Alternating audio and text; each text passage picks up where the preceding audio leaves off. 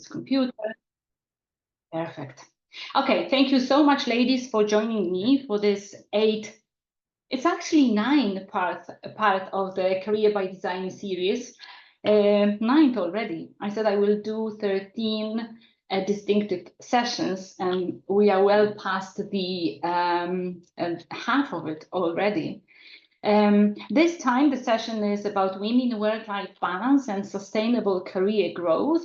I'm asking a question if it's a myth or a fact. It is a tricky topic. I understand that it is a tricky topic because everybody has a different understanding of work-life balance, and it is, in a way, very fashionable topic now. Everybody is talking about it at the level of organizations, at the level of all communities and the society, and everybody has different expectations. I think there are a lot of myths around work-life balance, and these are the myths that I would like to discuss with you today. Please do ask questions. Please do interrupt me. I would love this session to be an interactive one. Okay, so for those of you who are here for the first time, I'm just going very briefly through this slide to introduce myself. For those of you who already have seen it 8 times before, I apologize. It's just for the new people on the call, I want to say that the reason why I'm talking, and I'm talking about career and career by design especially, and how to control our own career, is because I myself have had 20 plus years of career in the corporate world, in finance and strategy at various levels of the corporate hierarchy. I'm a coach, a career coach, executive coach, and business transformation consultant. I pivoted from the corporate world into coaching. I have been coaching and mentoring people since forever, because this was also a part of my role in the corporate world. I have expertise in leadership, finance, strategy, change, and mergers and acquisitions, and more, but these are the core competencies. I founded my own company called Transformentum, and I'm especially passionate about helping female high achievers to grow and to take control of their career. The reason why I'm doing this is because I've been there and I've done it. I know it's still very, very difficult for women to break through the career, the organizational barriers. So my passion is to help them do this based on my experience and my knowledge. And this is especially women in middle management. That's what I'm really passionate about. Okay, let's go without further ado into today's topic. It's a part of Career by Design series where I'm talking about how to look after your career strategically, how to craft it before someone else crafts it for you, or before your career just happens, because it will happen anyway. If you don't look after it, if you don't control it, it will be happening anyway, or someone else will take control over it. I'm hosting weekly webinars on LinkedIn on this topic at 12 o'clock UK, 1 p.m. Central European time as today. It's designed especially for female high achievers who want to make the next step in their career and to help them take control of their career. Of course, to achieve long-term success and fulfillment. If you are interested, for those who follow me, you will know that I'm also publishing about this topic on LinkedIn. Please follow me, please join the community. Okay, thank you so much for your patience so far. The very last sentence about Career by Design. It is a proactive approach where you take charge of your professional journey and design a fulfilling career that aligns with your passions, skills, and values. And the reason why I'm reading it all the time is because it is really, really important that, first of all, you take control of your career, and then that it's aligned with your values, passions, and your skills. Okay, so how about women work-life balance and sustainable career growth? I wonder what you think about it, and do you think it's even possible to achieve work-life balance and have a sustainable career growth? And when I say sustainable career growth, I mean advancing in your career and feeling fulfilled and satisfied and happy both in your career and in your personal life. So that's the question that I'm asking. Is it achievable? Do you think it's achievable? And if so, how is it achievable? But before we even go to this question, there is the first question is, what is it, work-life balance? What is this term about? What do we mean by that? So let's go quickly to this. Yeah. What is work-life balance? But I'm actually more interested in what it is not. Because again, there is a lot of myths about it and a lot of theories and a lot of meaning behind it.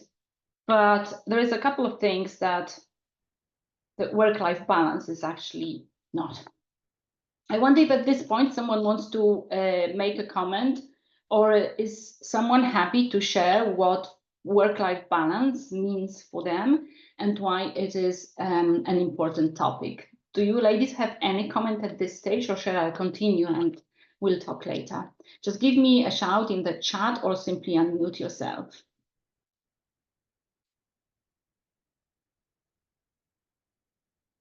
No one is brave enough just yet. Okay, let's go then. What is it not?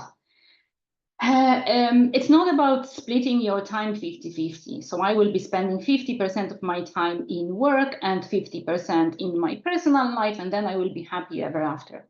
What I'm talking about is a common wisdom, and everybody knows that this is what it's not. But I think it's important to stress it and to make sure that we all understand why it is not splitting time 50-50, why is it not possible even, and what else can we do to call our own equation work-life balance fulfilled and satisfied. It is about achieving a level of fulfillment in all aspects of your life. So that's in career, in your relationship as well, if you're in your personal well-being, across all those phases, not phases really yet, across all those areas of your life, it's important to achieve this level of fulfillment in the way that you can call it, I do have a work-life balance. However, as you, I'm sure, know, it can and will fluctuate depending on the life stage. So that will be changing depending on which stage of life you are at. This is an important one for me, and I would like to share more about this later on during this webinar, and we'll spend a little bit of time on this particular one, defining life stages and seeing what are the life stages and career stages, especially for women. So that's exactly what work-life balance is not. It's not like 50-50 and very simple, very simple equation. It's much more complex, and it's a different thing to different people. The goal is to feel a sense of control and sense of satisfaction. And again, work-life balance will mean different things to different people. For me, I don't know, working full time and having very little like my family, for example, at some point in my career was fine. This was work-life balance for me. Another time, it wasn't. I remember when I was moving countries because I had another job elsewhere, going back from Ireland home. And at that time, I had my twin boys. They were only 6 months old. So at that point, I decided that I do want to work. I don't want to drop off the professional career, even for a short time period. But I do care, of course, about my family. I had 3 children, including those two boys of 6 months. And then I decided that I will step down from my director role and go one level down for this particular job. And I volunteered for it. And it was like a very interesting conversation with my then line manager to be, because they didn't understand why I want to do this. And the reason why I wanted to do this is because I wanted a job that would be really, really not simple, but easy to do, and that I do not jeopardize and don't risk the well-being of my family. I very quickly climbed up the ladder again, but I have no doubt that if I hadn't done this then, I would have been perhaps somewhere else a couple of years later anyway. It would have been quicker, but it was not what I was looking for. So I'm just sharing this personal experience with you. I will be coming back to those life phases, as I said, and to individual choices. At that point in time, this is what for me was sense of control and satisfaction.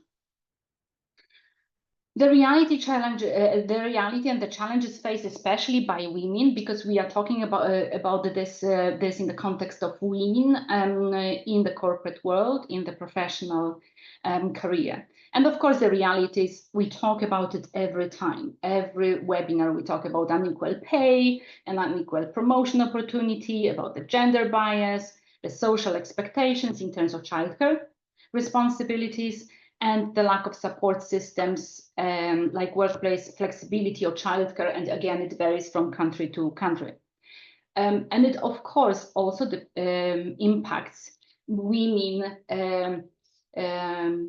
feel of work-life balance and what they can achieve or in terms of work-life balance. I would risk the comment that it's, of course, much more difficult for women to feel fulfilled, having all those moving parts that they juggle every day, plus those challenges that don't make their lives easier. Those of you who come to my webinars regularly will also recognize this slide. I will go through it very, very quickly because there are those 12 habits that were identified by Sally Helgesen and Marshall Goldsmith that hold women back in their professional life, in their careers. There are 12 of them. And every time I show you a different one, because in different contexts, different habits matter most. And what doesn't help women especially is their reluctance to claim achievements. And this is something that out of all of those impact their I don't know, the being fulfilled or not fulfilled, or being having the work-life balance or not. Because if they don't claim achievements, they don't work, they don't own their worth, then it's very difficult to feel fulfilled and satisfied and to make decisions that are maybe at this point in time a little bit uncomfortable, but are supporting the work-life balance equation. I would also say that failing to enlist allies from day one is another one. I didn't mark it specifically here, but I think it's important because if we don't have a well-built network, social network, professional network, it's much more difficult to advocate for ourselves. In the meantime, I see a couple of things in the chat, so let me check if there is anything that you ladies want to mention. Yeah.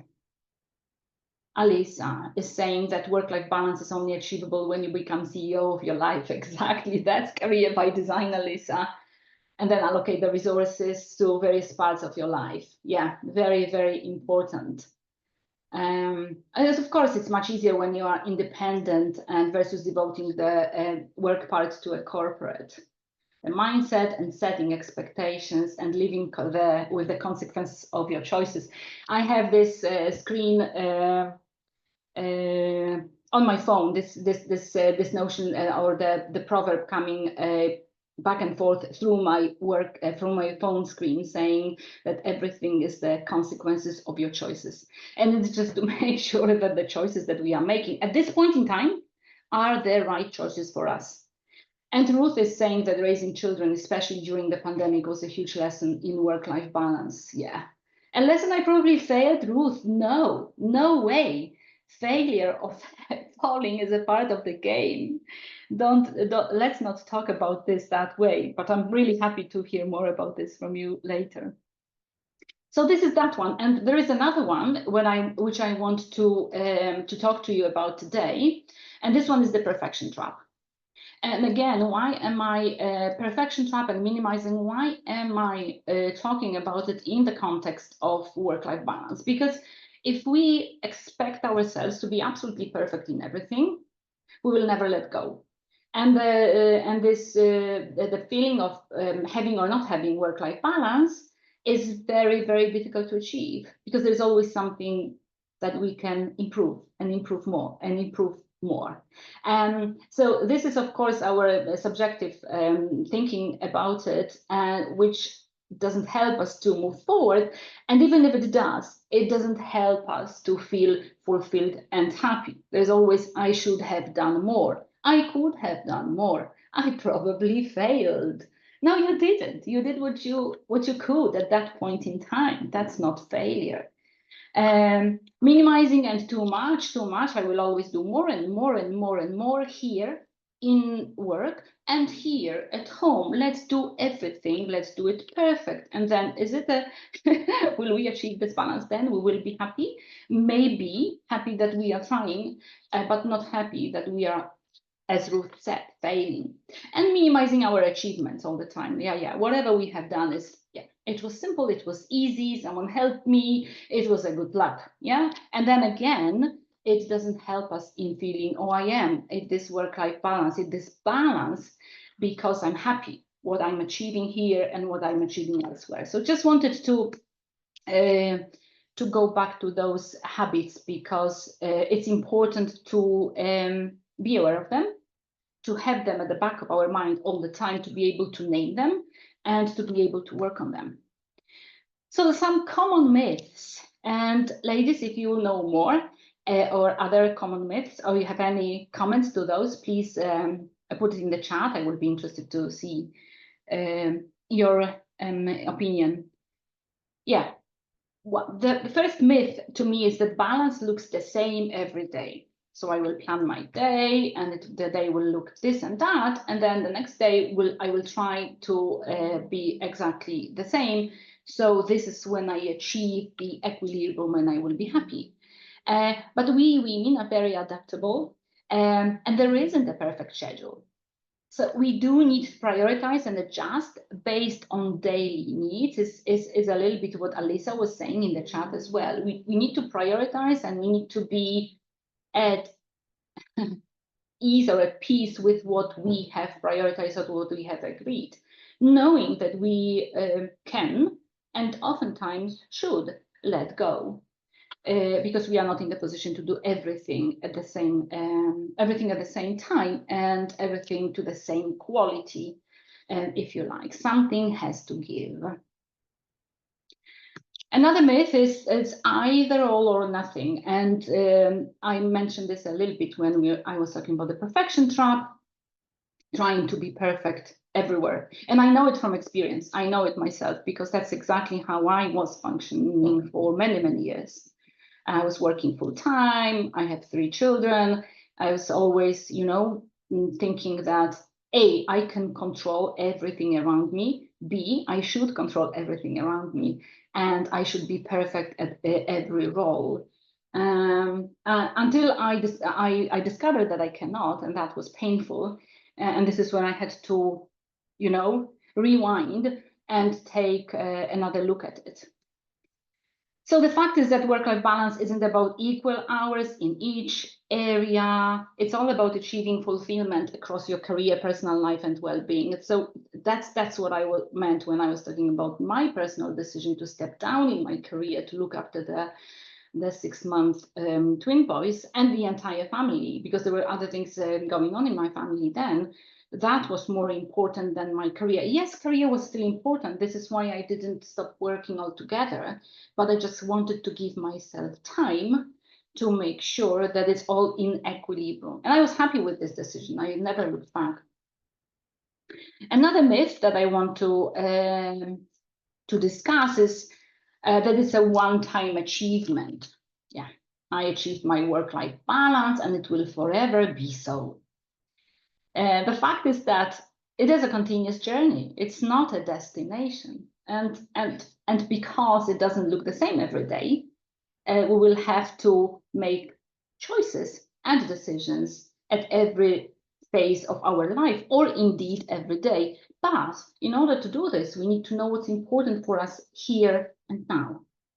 Do you have children? Now, that's important. Or do you want to to focus on your career, that's fine as well. So it's just to be, aware of what's important now, and with being happy with prioritizing what's important now, and having a plan how to shift your priorities when things change. Yes, because needs and priorities, of course, evolve. Any questions, ladies, or comments? Or maybe someone disagrees. That's always good. If there is some other view. No? Okay. Yes, adapt your approach as life changes. So there is another myth. I identified 5. I wonder if you have more. Another myth, and this is a little bit on the other side of the spectrum. You can't have it all. You can't. It's either this or that. No, I would challenge this. Because we high achieving women, we strive for success in both career and personal life. We want to be happy in our life, and our life is career, personal life, our well-being, everything else. And this is what we want. We want to be happy across all areas of our life. And if that's the case, which it is, we need to carefully plan what is, again, back to prioritizing, what is important for us in 7 stages of our life, to be A, aware of it, B, make plans how to prioritize this aspect of our life and still be happy knowing that at some point we will be prioritizing something else, which is also important. And this is how you can have it all. And again, I need to be careful here, because I know there are different kind of life situations, and everybody will be at different point in their lives, and they will be having different situations, family, professional, and so on. It's not always easy to, just say, oh yeah, you can have it all, just go for it. There will be difficult, it is a difficult journey, and there will be difficult times. It's just not to give up, and not saying like, oh, you can't have it all, so let's give up. I have family, so I will not have a career. I have a career, so I will not have a family. I have a career, so I cannot look after my well-being, not just yet, maybe later in life. But it doesn't have to be the case, but it does require some awareness and some, I think, readiness to let go and to accept that there will be different phases and different priorities. Okay. The last one that I identified, which is myth 5. You may remember the book by Sheryl Sandberg, the COO of Facebook, that the lean in. There was, it was once a really, really, very, very popular. It still is a very popular concept, that you don't wait for the life to lean into you, just lean in yourself and make sure that you fit. Do everything that you, on your terms, if you can, but do try to lean in and fit in. And then there were a lot of challenges in terms of the book, and people were saying, no, it's not us to lean in, it's the organization, the systems, and everything else should change. Don't try to fix women, fix the system. It's all very true. I think all of those are really, really true. It just depends on which angle you are looking at it at.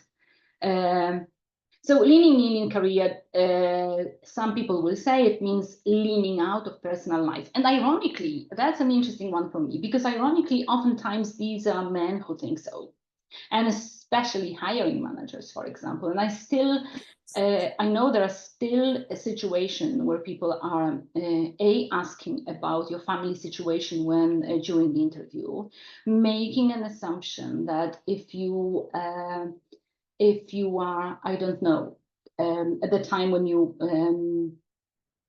raise kids or have a family, that this is the company's disadvantage. Therefore, they want to know what your plans are, because otherwise they don't want to hire you, because you will not be able to balance those two.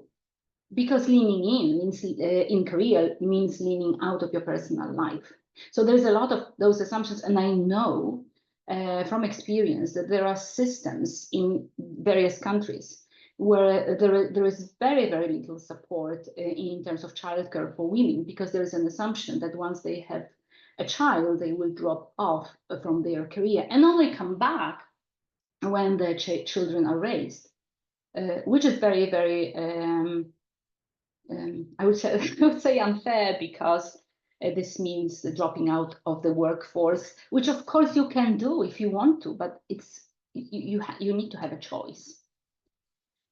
So you can't have it all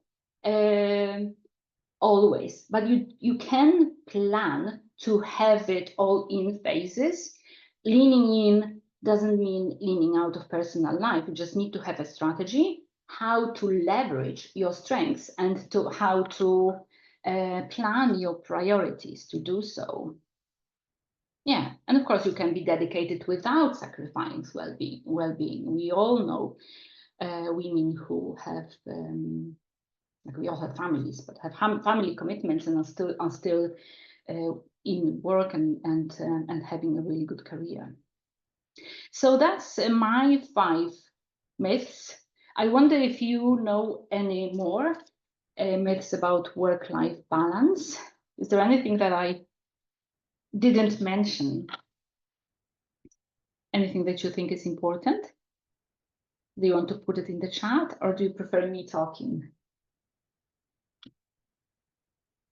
Me talking. It is. Okay, let's go then. Next. So once I have gone through what it is, like work-life balance, what it isn't, and what are the common myths, and why it's harder for women again, let's look beyond the myth and see what we can do to plan is not a good word here, but to manage our career and our life so we can achieve work-life balance on our terms and according to what work-life balance means for us in this particular phase of our life. It's just very, very important to remember that it will never be exactly the same thing. It will always be changing, but because it will be changing, it requires us being active at knowing that or being aware of that, so thinking about it in advance and planning for it and shifting our priority and adjusting what we do in our lives.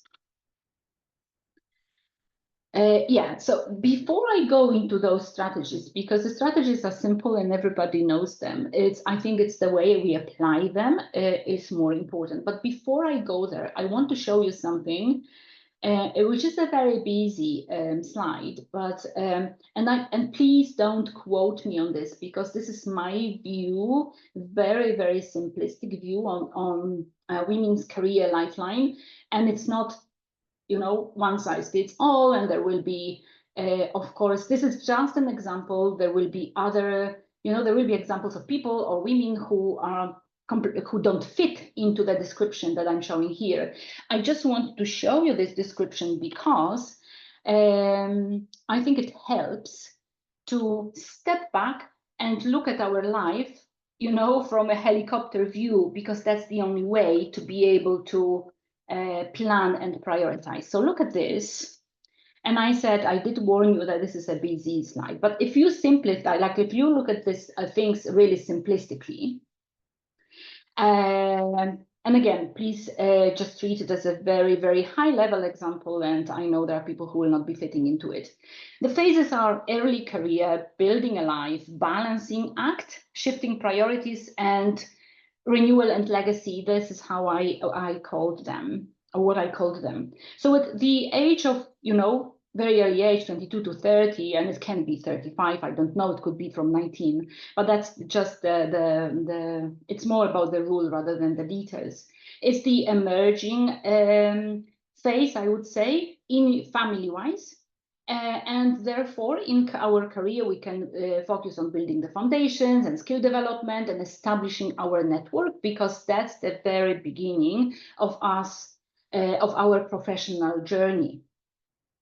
And in many cases, it's just an emerging time in our family. So the focus is not maybe not that big just yet. There may be a bigger focus on our career then. Then later on in life, there is growing of our family. And then at the same time, there is career advancement and potentially seeking leadership roles. So see how this is now changing in terms of the focus. And this is where we will have to decide, okay, I know that this is my time of career advancement and potentially I will be seeking leadership roles, but at the same time, I'm growing my family. So this is where I need to make choices. Then you have this peak career focus, which may involve high pressure, travel, long hours, and so on. And at this stage, you do have your family already. And then the priorities are shifting later on a little bit when you are maintaining your success or transitioning into mentorship or strategic roles. Again, here, the priorities will be shifting perhaps once and again. And then renewal and legacy, as I call it, you have continued contribution and focusing on purpose-driven goals. And for some people, the family focus may be a little bit lower at that point. So you see emerging, growing, high, moderate, and low. At the same time, you have this career focus here. And this is how to, look at it and make sure that we understand those two and we plan accordingly, plan and adjust. At the same time, I think there is something in the chat, so I want to, Ruth. Yeah, no problem at all. Alisa, Ruth, no problem, that's fine. Alisa, you say that in the last two phases, one must also consider the other part of family focus, also taking care of. Thank you so much, Alisa, for this. This is really, really critical. Looking after our aging parents. So that's a really, really good point. And that may mean that although we don't have young children anymore, we have other commitments, which will mean that our focus from career will be shifting to our family. And this is the juggling, the juggling act. So when we are talking about work-life balance, the reason why I wanted to show this to you is because, remember I said work-life balance will mean different things for different people, depending or which stage of life they are at. What is important for them then? Like there will be people who have no children. They decided to have no children, just look after their career, which is perfectly fine. And it will be a different story then. And then there will be people for whom the opposite is the case. But if you want to juggle both, be aware of those phases. And the reason why I dwell on this is because I think one a very positive aspect of being aware of that is that we no longer feel guilty when we decide, okay, I want to step down in my career now because I want to look after my family. I don't need to feel guilty. I don't need to feel like a loser or a failure. I'm making a conscious decision now. There is a reason for it and I'm happy with it. Or the other way around. It was the case for me when I was working abroad and I was doing my MBA at the same time in the afternoon, working long hours and doing the MBAs, coming back home really, really late, a couple of times a week. And this was the time when that was important for me and for my family. So my husband was stay-at-home dad and he was helping with that.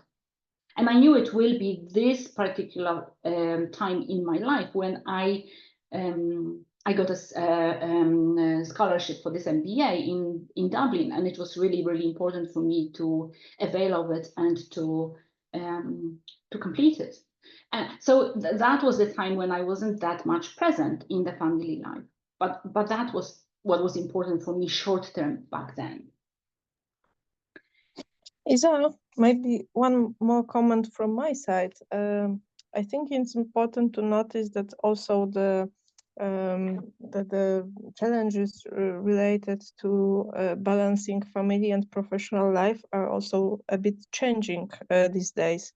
For instance, it happens more often than in the past, that people have children in their late 30s, early 40s, rather than at the age of 20 something.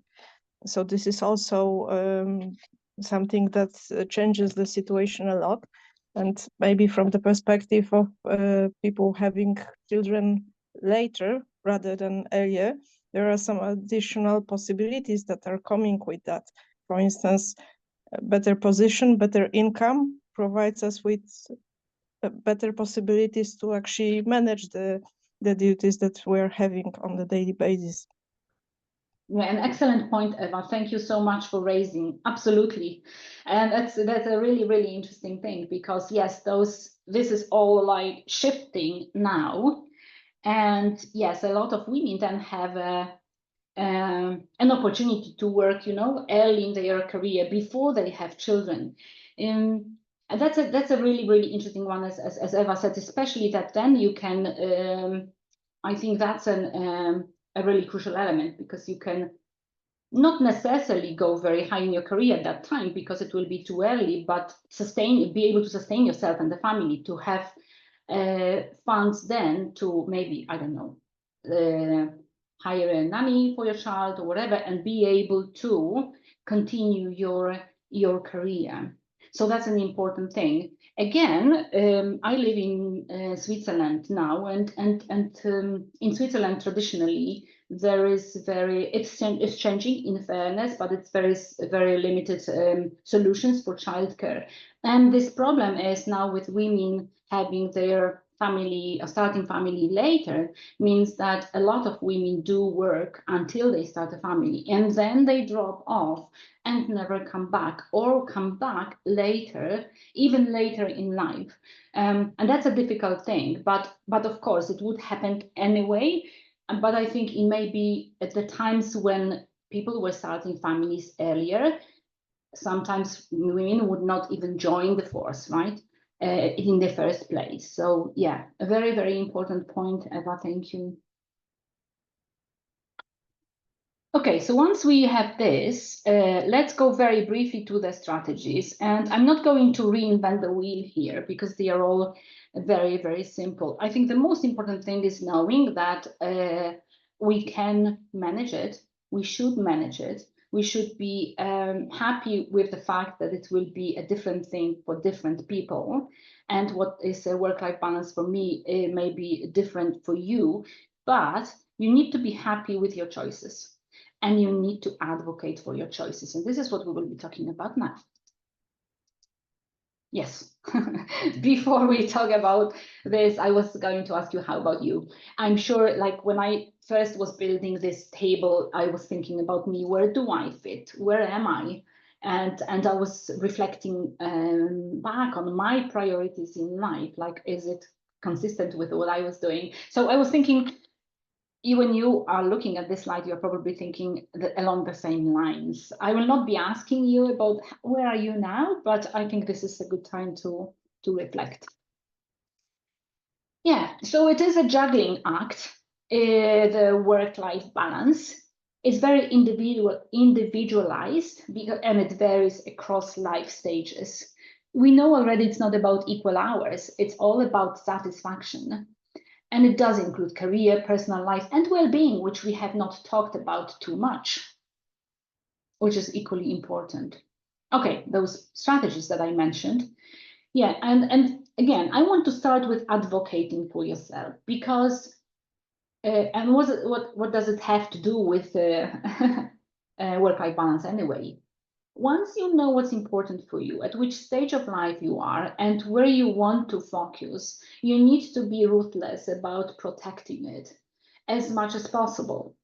And this means advocating for yourself and making your priorities known to others. So you need to communicate your needs clearly so that others know what you want, what you need. And again, I don't mean like go off to your boss tomorrow and tell them that this is what you think now and then go away. It's all about, the how more than the what, how we discuss with people, how we communicate. But it's also all about managing expectations. If you make it clear, then it's easier to manage. Do negotiate your salary and your promotions if you are focusing on your work and planning to, I don't know, to maybe shift from 100% to 80% or to 60% at some point, or focus on something else. The more you get in work before you do this, the better for you later. And here, what I also want to say is, because some of you may think like, yeah, advocate for yourself, go and tell them, and then if I tell them, they will fire me or they will not hire me in the first place, because you don't want to say to them in the interview that, yeah, it's like a common thing that women who are pregnant and going to an interview are very reluctant to reveal that they are, because they are worried they will not get the job. So it is a fine balance, and everybody has to judge their own circumstances and what they are comfortable with. My personal opinion is, do tell them, because it's nothing you can hide anyway, and they will know you didn't, and there will be a bitter, feeling after that. So I would be open anyway. I think it's all about managing expectations and being brave, because this is something that people will appreciate. I'm not saying all people, right? I understand it's also a risk, but if you don't advocate for yourself, no one will. Build a strong network, very, very related to the previous one, because if you have mentors and sponsors, it's much easier to advocate for yourself, because you know there are people who have your back, who understand you, and who will support you when you need it. And do connect with like-minded women, because it's always easier in a tribe, in a community. Don't assume you are the only one with a dilemma, or we all share exactly the same challenges. Yeah, do leverage flexibility. Exploring flexible work arrangements is very, very important. Like after the pandemic, I think we all do it, and we are much braver now with advocating for what we need and choosing the place which supports our preferences and our needs. It's also important to go beyond working from home and looking what else you can negotiate, what else is important for you at this point in time. Like there was a point in time when I live in Switzerland, but I'm from Poland, and my mom was very ill, and it was important for me to be with her at home. So I negotiated with my then line that I will be working from home there, and that because my mom is very ill, there will be times when I will not be available, but I will do what I'm supposed to do anyway. But I was upfront about it, and we managed to find a solution. I was working like that for, I think, 4 months. And it wasn't something that was prescribed in the books or in the procedures or whatever, but we managed to arrange it that way, that it was all legal and legalities, and I could still be with my mom and look after her. Yes, another example, because obviously in such difficult situation, one must look for solutions, like you mentioned. But sometimes it is also worth to look for solutions, not only because you need it, that in the kind of must situation, but also in other types of situation when you would like to achieve something. And an example when I succeeded in such flexible working arrangements was related to the time when I was trying to learn German. And I had an idea to take a part in the German course that was happening in Austria. And it was like 4 hours a day for several weeks. Obviously, in most of the jobs, taking such a long break, like 1 month, would be difficult. But at the same time, it was quite quiet time in the project.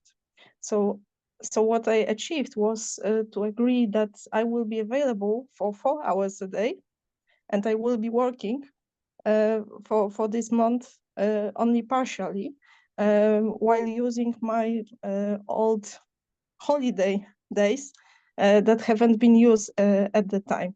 To be honest, when I started this conversation, I didn't had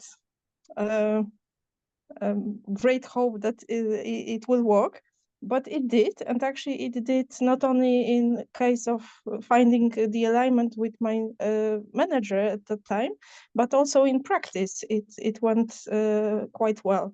So sometimes it's worth to look for these not obvious solutions, not only when you really need it, but also when you would like to achieve something. Excellent. Thank you so much, Eva. I love this story because it proves that we women are very resourceful.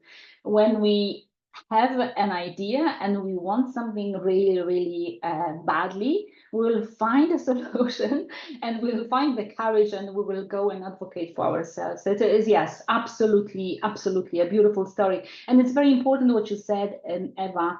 I think, yes, that's really, really important.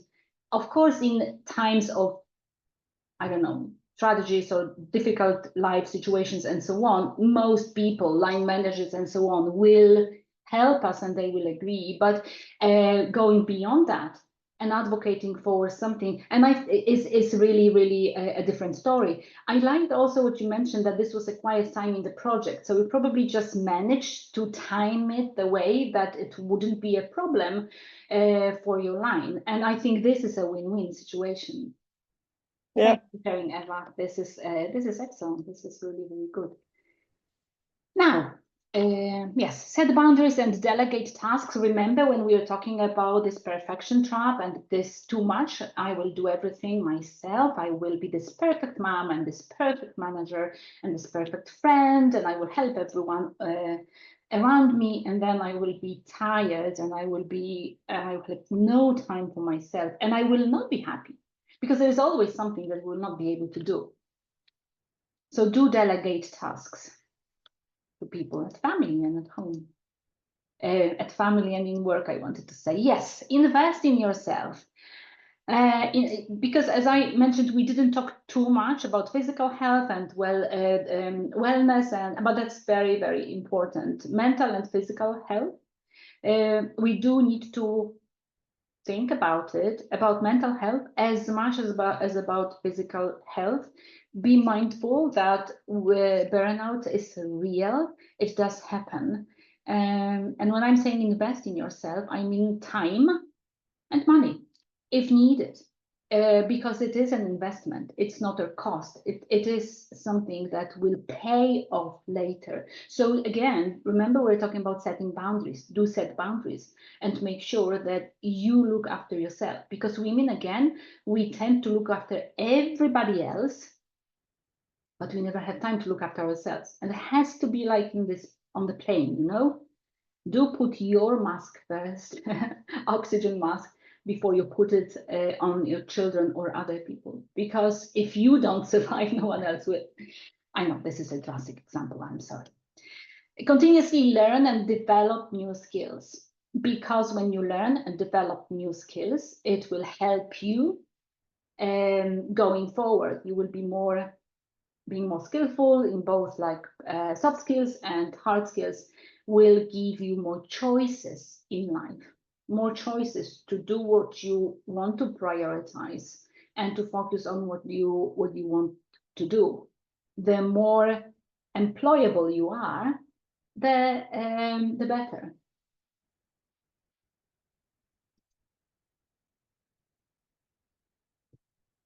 Yes, I love this one. Know what you want and own your worth. And we are coming towards the end of this, but what I want to say is like all coming together now. Awareness is key, and I think it will come here. Yes, self-awareness is key. It should come up as the first thing. Once you know what's important for you, what work-life balance means for you now, in this phase of your life, you're aware of that, then do look after your needs. Negotiate, communicate clearly with your family and in your professional setting. Build a strong network, because this will help you, mentors and allies. This is really, really important. And then we explore flexible work options. We spoke about it. boundaries are very, very important because there will always be people who will need you badly at this point in time, not later. It's everything will be urgent. We women, again, were known for looking for valuing our jobs or putting our jobs before our careers. We always feel like very obliged to be loyal. And there's nothing wrong about being loyal. That's what I have always been. But it's important to also think about your career, not like placing your job before your career and your company and your employer. You have to come first. We spoke about delegating tasks effectively. We can't do it all ourselves. And yes, it all starts with self-awareness. This is the last slide, ladies. And I do want, because this is something that came up at one of our sessions earlier, moving beyond our own success. Advocate for change in your workplace, mentor others, help other women, and work together to create a future where women can thrive without sacrificing well-being or career aspirations. Because we are all, as I said, we all have exactly the same needs and exactly the same priorities, if you like, just in different stages of our lives. So do support each other. Be a champion for other women. Okay, thank you so much, ladies. That's the end of it. The usual slide that comes at the end. Career planning is an ongoing process, and it's important to remain proactive and intentional about your growth and your development. Thank you for bearing with me for an hour. And I wonder if there are any questions at this point in time, or comments indeed.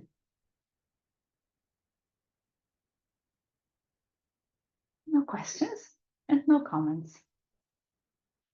Okay. If there are no questions and no comments, thank you so much for joining. Please do reach out to me directly if you need any support, if you have questions, if you want to explore the subject and another one related to career management. Please do join me next week. There will be another exciting topic. If you have feedback, there is anything that I can do better. If there is any topic that you would like to be covered, please let me know offline via LinkedIn or my website, or LinkedIn is probably best, and also there is an email address there. Please do let me know, because I would like this to be valuable for you. Thank you so much, ladies. Thank you for your contribution, Eva and others, and I will see you next time, hopefully. Thank you. Thank you. Thank you, Isabella. Thank you. Thank you. Bye. Thank you, Isabella. Bye, ladies. Bye.